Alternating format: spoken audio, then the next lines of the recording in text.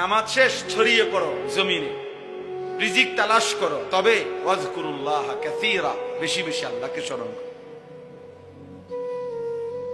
কোনোভাবে ভাইয়া ছেলেরা বুঝতে শিখো,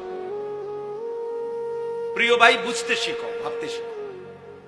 মুসলমানের সন্তান, মুসলমানের বাবা, মুসলমানের দাদা, মুসলিম জওয়ান কিংবা বৃদ্ধ, নারী কিংবা পুরুষ অবসর হয় না, অবসর হয়। এই জিন্দিগি এক ব্যস্ততম জিন্দিগি, এরই মধ্যে একদিন কবর, এরই মধ্যে একদিন, দেখতে দেখতে একদিন হায়াত ফুরাচ্ছে, এবং কবরেই বেশি দিন থাকতে হবে।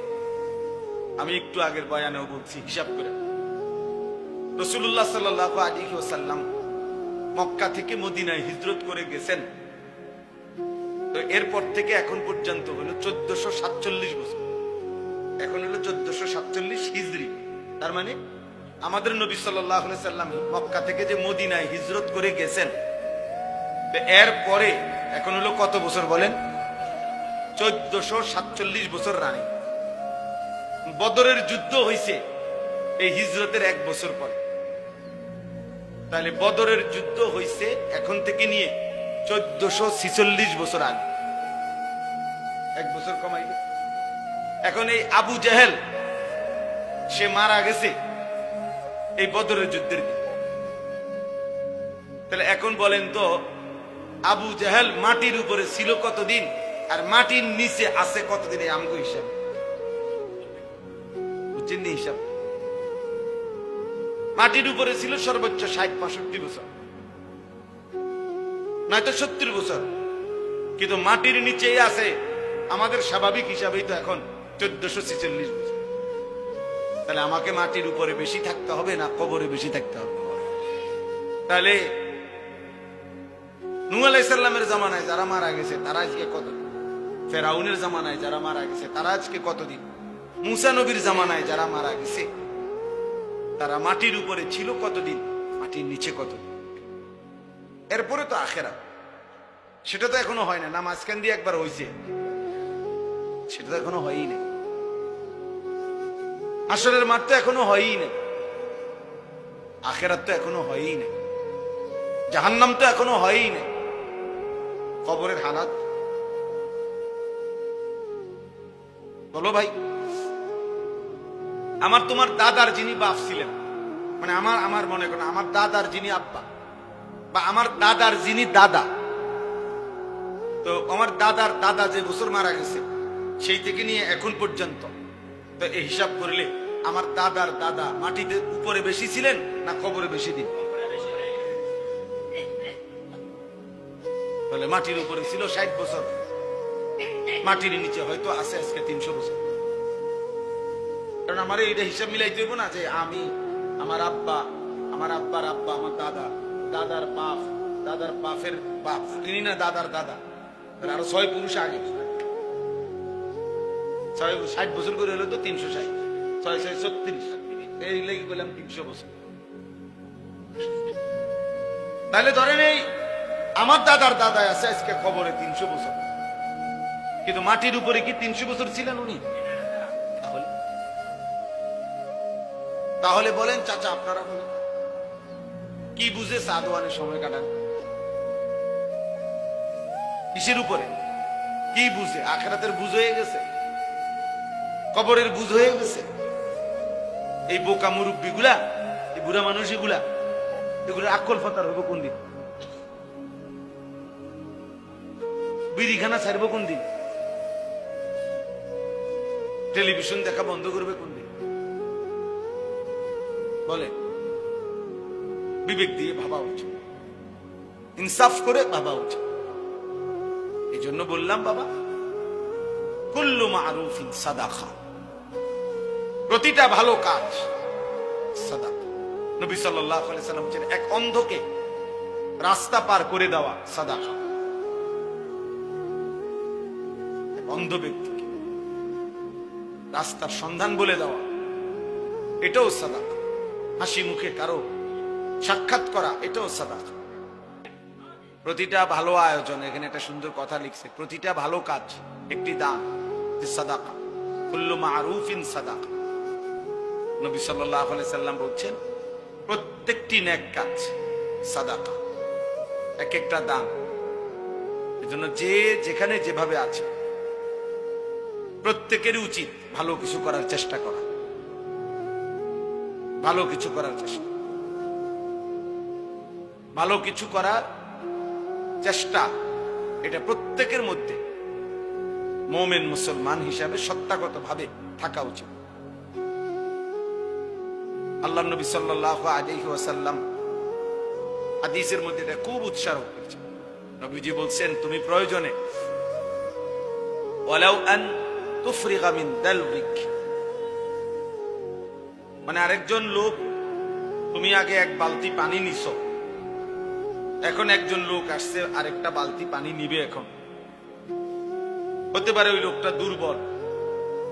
নবী সাল্লাল্লাহু আলাইহি ওয়াসাল্লাম বলেন তোমার বালতির পানিটা ওরে দিয়ে দাও ঢাইলা, তুমি আবার নতুন এক বালতি পানি নিয়ে নিলা, যে তোমার সবল।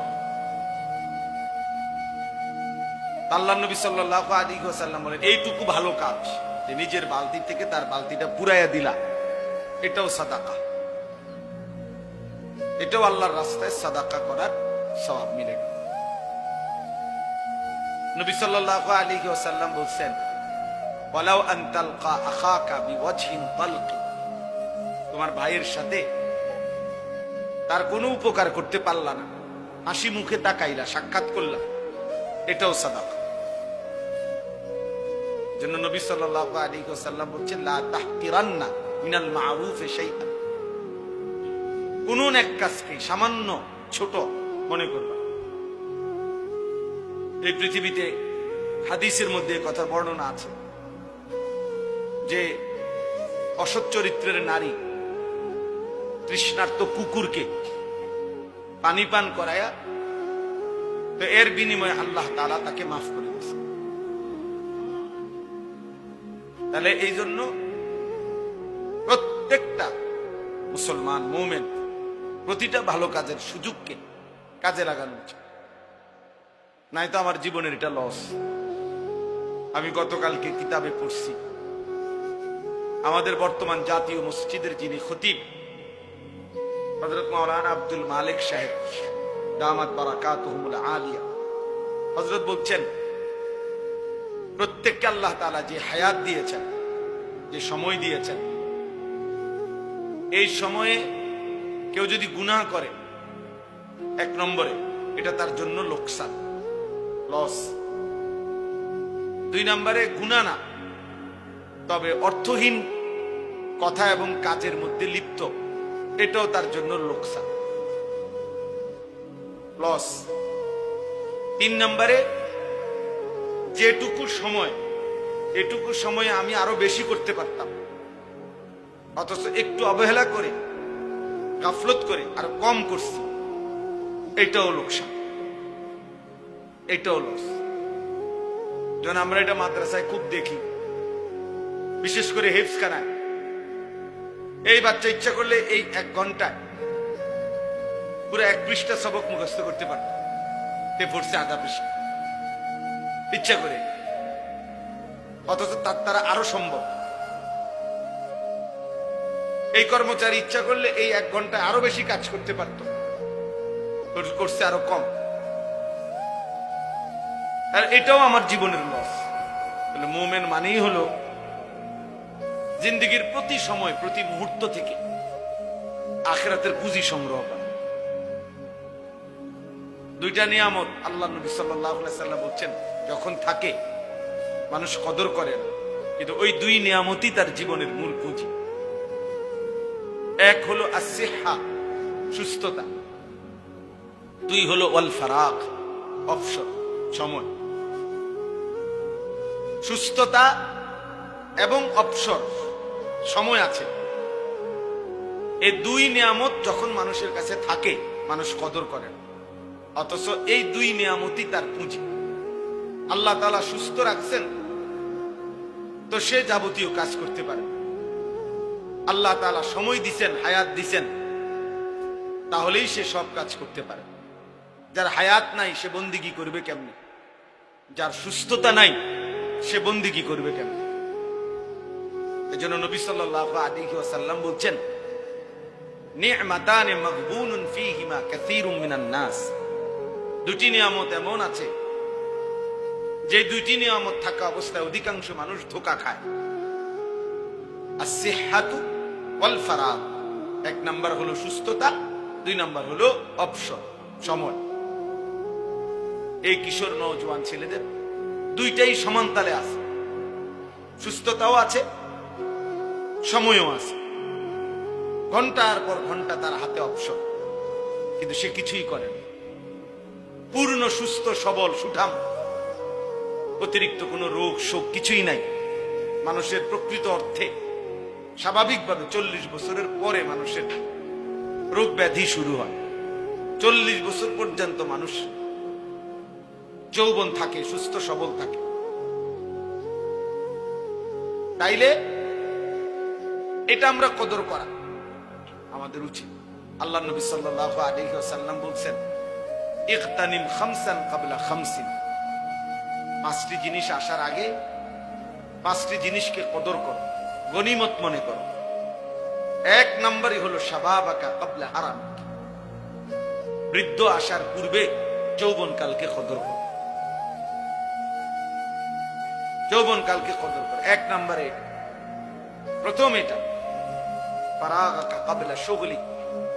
ব্যস্ততা আসার আগে অবসর সময়টাকে কদর করো। সিহহাতাকা ক্বাবলা সাকমিক। অসুস্থতা আসার আগে সুস্থতাকে কদর করো। গিনাকা ক্বাবলা ফাকরি। অভাব আসার আগে সচ্ছলতার সময়, এখন টাকা পয়সা আছে, এখন দান সাদাকা করো, এখন হজ করো, এখন উমরা করো, এটাকে কদর করো। হায়াতাকা ক্বাবলা মৌতিক। মৃত্যু আসার আগে হায়াতকে কদর, হায়াতকে কদর। তাহলে আমরা প্রত্যেকে এটা মনে রাখতে হবে। প্রত্যেকের উচিত যে যেভাবে যার যার সামর্থ্য অনুপাতে ভালো কাজের ফিকির করা, ভালো কাজের ফিকির অন্তরে আসা। বুজুর্গানে দ্বীন বলেন, উলামায়ে কেরাম বলেন, এটা আল্লাহ তাআলার পক্ষ থেকে বুশরা, মুমিনের জন্য একটা সুসংবাদ, যে তার অন্তরে নেক কাজের, ভালো কাজের ফিকির আছে। আমি মানুষের কল্যাণে, নিজের কল্যাণে, পরিবারের কল্যাণে, ইসলামের কল্যাণে আর কি করতে পারি?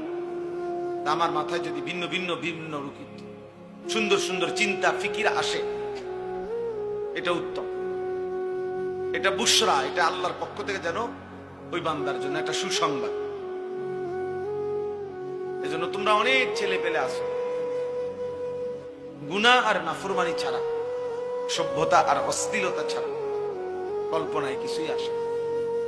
ওই অন্তর বুঝাই যায় শয়তান পুরাটা দখল করে ফেলছে। আল্লাহ নবী সাল্লাল্লাহু আলাইহি সাল্লাম বলেন, শয়তান মানুষের কলবে ওত পেতে থাকে। ইজা যাকারাল্লাহ খানাস। যখন আল্লাহর স্মরণ করে শয়তান সরে যায়। বা ইজা গাফালা। যখনই আল্লাহর স্মরণ থেকে গাফেল হয়ে যায়, ওয়াসওয়াসা। তৎক্ষণাৎ শয়তান তাকে গুনাহের ওয়াসওয়াসা দিতে শুরু করে। আল্লাহ তাআলা বলেন, ওমান ইয়াত্তাবি খুতুওয়াতিশ শাইতান। শয়তানের রাস্তা যে অনুসরণ করবে, মানে গুনাহের রাস্তা, ফা ইন্নাহু ইয়া'মুরু বিল ফাহশা ওয়াল মুনকার। শয়তান তাকে সারাক্ষণ অশ্লীলতা, বেহায়াপনা, অসভ্যতা এবং যাবতীয় গুনাহের আদেশ করতে থাকে। আল্লাহ তাআলা কুরআনুল কারীমের মধ্যে বলছে, আশ-শাইতানু ইয়াঈদুকুমুল ফাকরা। শয়তান তোমাদেরকে অভাব এবং দারিদ্রতার ভয় দেখাবে এবং ওয়া'মুরু বিল ফাহশাতি ওয়াল মুনকার। অশ্লীলতার, বেহায়াপনা, গুনাহের কাজের আদেশ করে। তাহলে অবসর থাকলেই শয়তান এসে বাসা বাঁধে। আর তখন শয়তান যারে ধরতে পারে তাকে সে শুধুই অসভ্যতা, অস্থিরতা। শয়তানের প্রথম কুমন্ত্রণা কি? শয়তানের প্রথম কুমন্ত্রণা হলো নারীকে কেন্দ্র করে গুনাহ। এটা মনে রাখবেন, জোয়ান হোক বুড়া হোক, শয়তানের কাছে যে ধরা খায়, শয়তানের কাছে যে নিজেকে সঁপে দেয়, শয়তান মানুষকে দিয়ে প্রথম কি করাইতে চায়, নারীকে কেন্দ্র করে গুনাহ করাইতে চায়। এই জন্য বুড়া মানুষ চা দোকানে গেলেই উনি বসে বসে টেলিভিশনে দেখে, অথচ বুড়ো হয়ে ওনার জানে ওনার শরীরে টেম্পার নেই, ওনার কোনো জওয়ানি নাই, কিন্তু এরপরেও উনি এই নারীর ছবি, নাচ গান নির্লজ্জ বেহায়ার মতো তাকায় তাকায় দেখে, তাকায় তাকায় দেখে। শয়তান তাকে এমন নির্লজ্জ বানায় দিছে যে তার নাতির সমবয়সী, ছেলের সমবয়সী ছেলে পেলেও আশেপাশে থাকে, কিন্তু বুড়া মিয়া এমন অসিব্য, এমন লজ্জা শরমহীন যে উনার হায়াও লাগে না যে আমি কার সামনে বেড়ি চাই।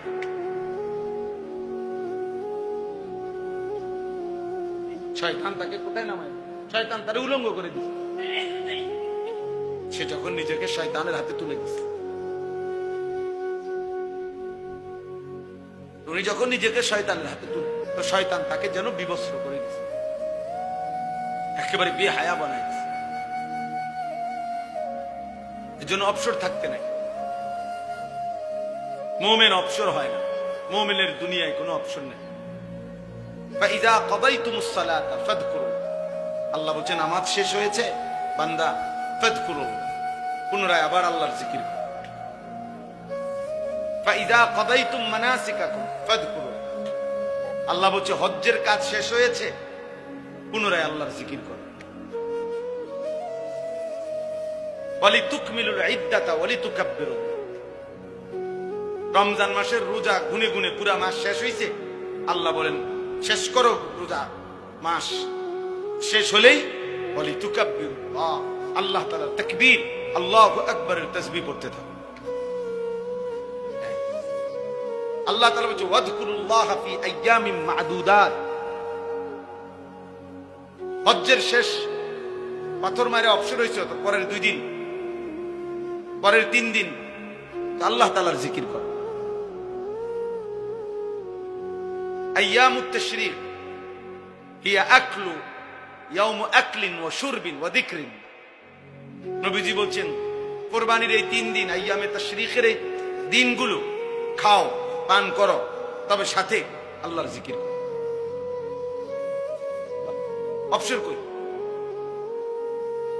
অবসর কোথায়? মুমিনের কোনো অবসর নেই। মুমিন যখন কোন নির্ধারিত ইবাদতে ব্যস্ত আছে তখন আল্লাহর জিকির, নির্ধারিত ইবাদত থেকে যখন ফারেগ হবে তখন আল্লাহর জিকির।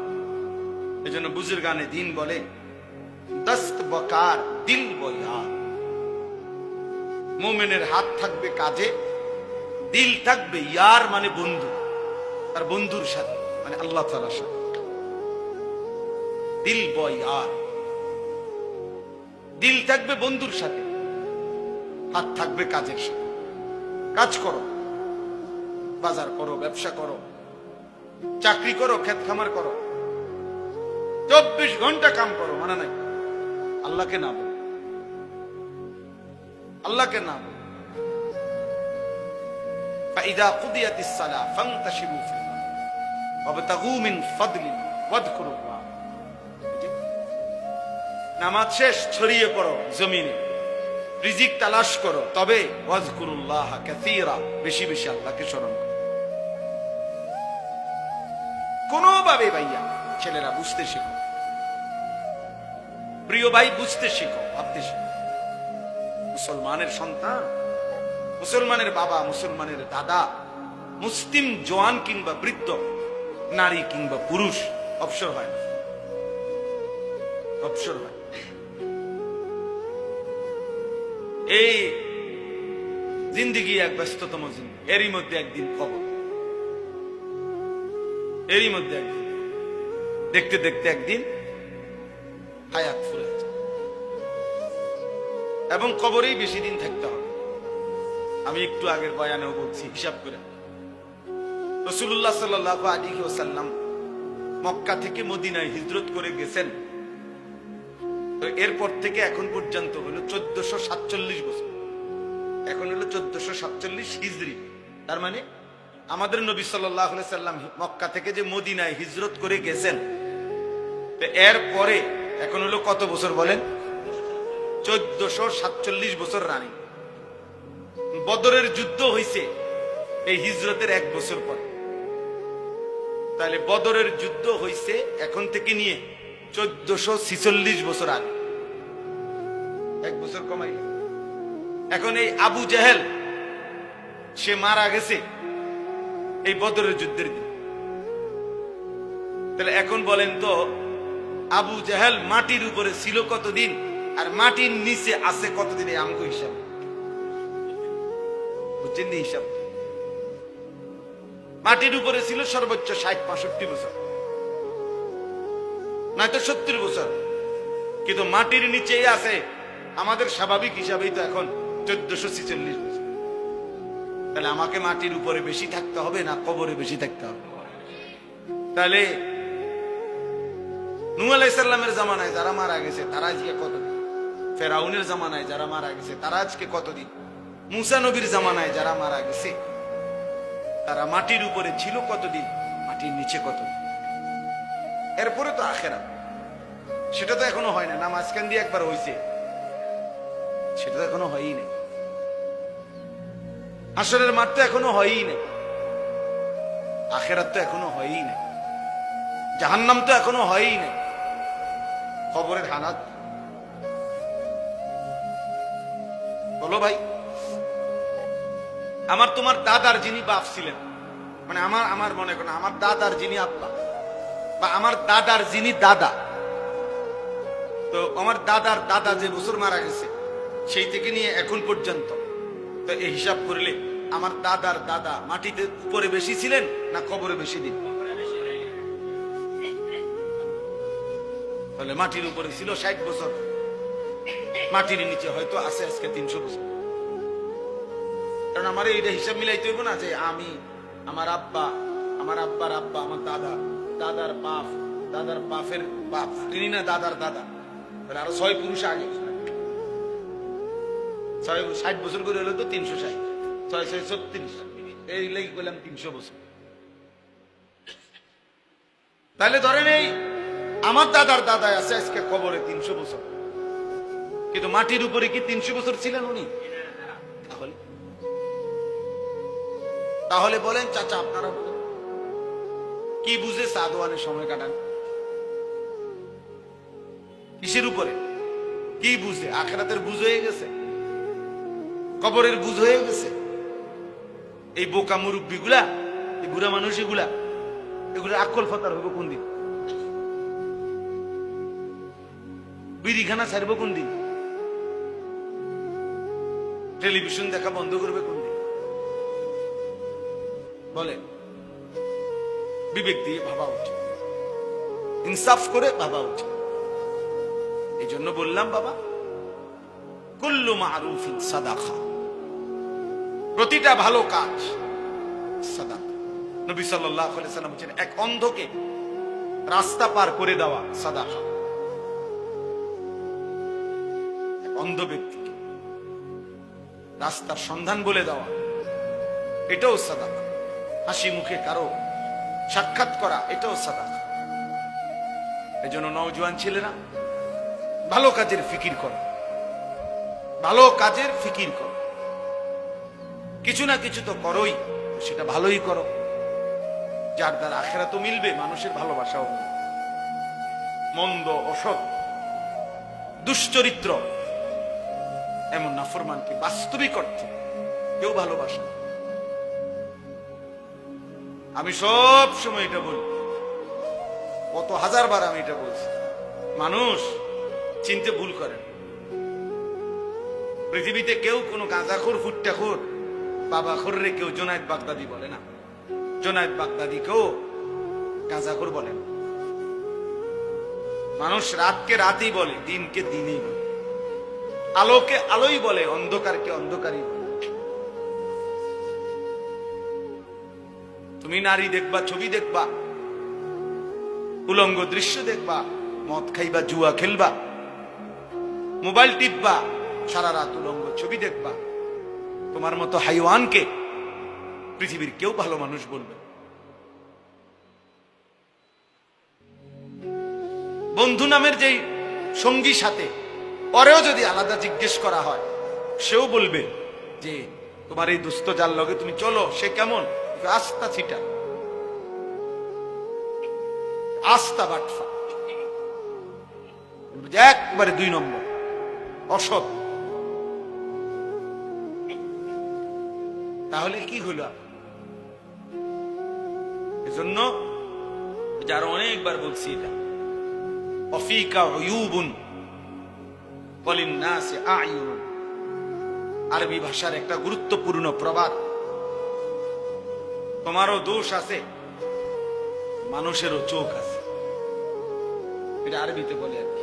অফিকা উয়ুবুন, তোমার মাঝেও দোষ আছে, ওয়ালিন্নাসি আ'য়ুনুন, মানুষেরও কি আছে? চোখ। মানুষ দেখতে ভুল করেন। হ্যাঁ, আপনি বইয়া সাদওয়ানে বিড়ি খাবেন, মানুষ আপনার আল্লাহু আকবার সাসার মতো জুনায়েদ বাগদাদি আর নাই। মানুষ বেকুব, মানুষ ভাত খায় না, মানুষ জিরা খায়। হ্যাঁ, এই জন্য ভালো কাজ করা, নেক কাজ করা। তা আমি বলতেছিলাম যে এই ছোট্ট মাদ্রাসায় মাওলানা আনাস গড়ছে, ফিকির করছে দ্বীনের জন্য। আল্লাহ তাআলা যেন এটুকু ভালো কাজে উত্তম বিনিময় দেন। ইখলাস ও তাকওয়া, আমার শায়খ আল্লামা মুফতি মুশতাকুর নবী কাসেমী হুজুর সব সময় বলে, ইখলাস ও তাকওয়া মানে এক হলো আল্লাহর জন্য, দুই হলো গুনাহমুক্ত। তাকওয়া মানে গুনাহমুক্ত, আর ইখলাস মানে আল্লাহর জন্য। দুই জিনিস যদি ঠিক মতো হয়